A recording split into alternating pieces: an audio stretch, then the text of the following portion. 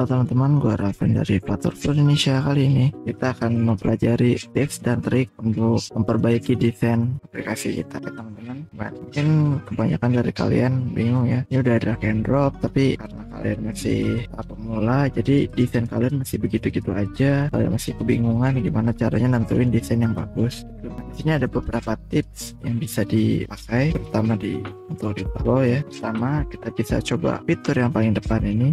Fitur ini adalah fitur untuk mengenerate atau membuat halaman menggunakan AI. Jadi di sini kita tinggal tuliskan aja di promnya kita mau bikin apa, nanti biar dia contoh di sini kita bikin e-commerce dan seperti ini. Kita coba generate ya, karena fitur ini masih tahap apa ya, mungkin ada beberapa kekurangan dan juga diprosesnya cukup lama. Jadi untuk Flutter Flow sendiri, dia untuk yang versi account gratis dia cuma bisa 5 kali generate per hari, sedangkan kalau yang sudah pakai akun pro itu dia bisa bebas berapa kali-kali.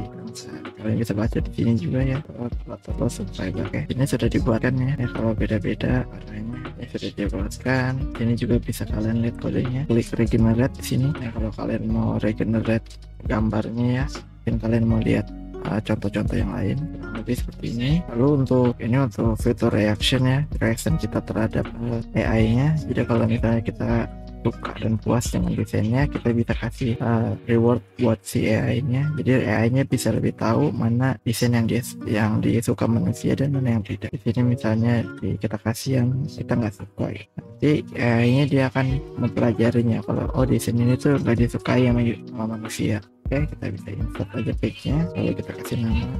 Kalau misalnya desainnya sudah terbentuk ya. Kalau kita lihat di sini, walaupun desainnya masih sederhana karena masih alpha, tapi kita bisa lihat di sini sudah cukup rapi ya. Tinggal dipoles sedikit aja. Ini udah rapi, walaupun masih sederhana.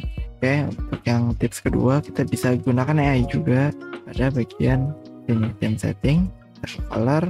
Ini ada generate with AI. Nah, kalau di sini ini bebas mau digunakan sepuasnya. Itu tujuannya untuk merubah color ya yang kita gunakan. Jadi kalau kalian bingung untuk menentukan color ya, daripada dicoba-coba itu lama, kita bisa langsung tanya ke sini. Misalnya kita mau ubah warnanya menjadi biru dan merah misalnya. Biru dan merah, lalu kita enter. Kita bisa lihat di sini desainnya merah ya, tapi di sini birunya nggak ada. Atau mungkin birunya di light mode. Oke, jadi kalau darknya merah, kalau light dia biru.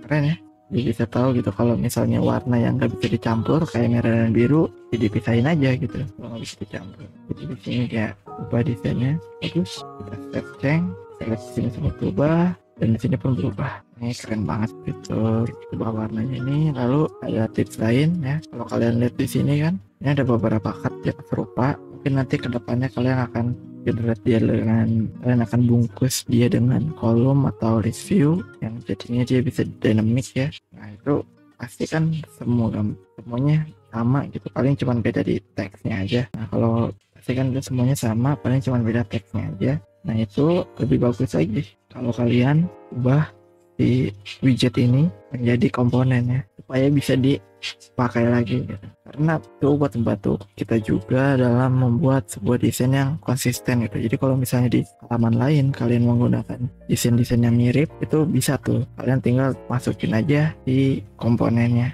Jadi kalian nggak perlu bikin ulang, apalagi kan kalau kalian ribet tuh bolak-balik page. Kalau di sama Persission juga kan jadinya ribet. Nah, kalau misalnya kalian ubah jadi komponen, itu kalian nggak usah bolak-balik page lagi gitu. Semuanya akan sama dan ketika kalian ubah satu, semuanya akan berubah. Cara ubah komponennya di sini, klik kanan, lalu convert to komponen. Lalu kita kasih nama komponennya. Misalnya di sini ke komponen. Nah, kalian bisa lihat di sini, artnya sudah terbentuk ya. Kalau kalian bisa lihat juga di sini. Nah ini cardnya bentuknya. Kita coba kalau yang di bawah kita hapus. Nah, card ini kita bisa copy, kita bisa duplikat jadi dua. Lihat ya desainnya kan masih sama persis. Nah gimana cara ubah si teksnya? Itu gampang. Kita balik lagi ke cardnya. Oke, ini gampang ya, kita tinggal kasih parameter. Ini nih komponen parameter ya, kalian harus ke atas dulu ke pangkalnya cardnya, baru kalian ke komponen parameter. Jadi kalian tambahkan parameter. Dari sini bisa kalian tambahkan bebas ya, mau warnanya kayak yang bisa di custom, mau ikonnya. Yang bisa lihat sini ada icon juga, mau satu magnitude, mau timestamp, mau enum. Sini kita coba string aja dulu. Ini untuk title,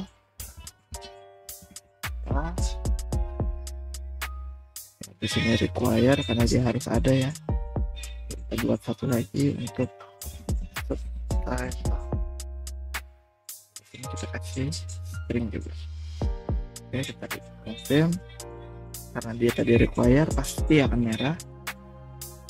Ini kita tinggal isi deh.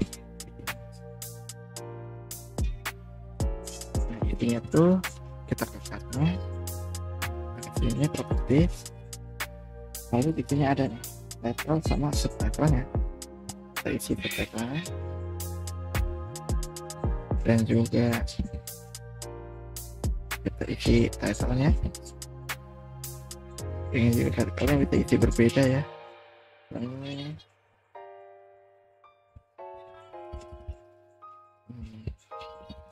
Ini activity.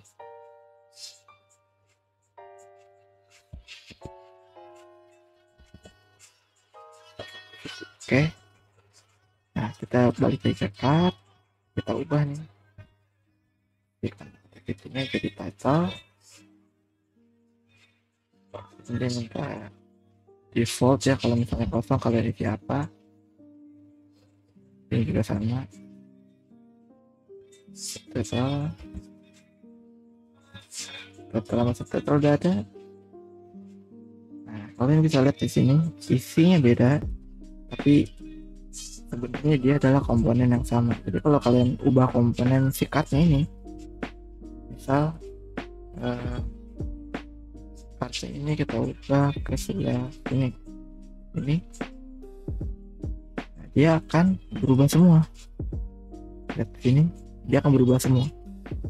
Nah, ini bisa buat mempercepat kalian juga membuat desain ya. Jadi kalau misalnya kalian udah cocok sama desain itu, kalian nggak perlu bikin ulang, kopas. Kalian cukup ubah dia ke komponen, lalu kasih dia parameter kalau mau dibuat berbeda gitu.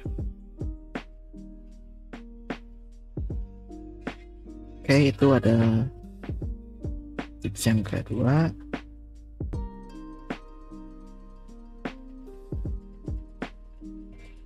Selanjutnya